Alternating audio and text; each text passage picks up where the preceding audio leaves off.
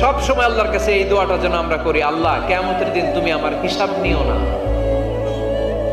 আল্লাহ তুমি আমার বিচার বসিও না, আল্লাহ তুমি দয়া করে আমারে মাফ করে দিও।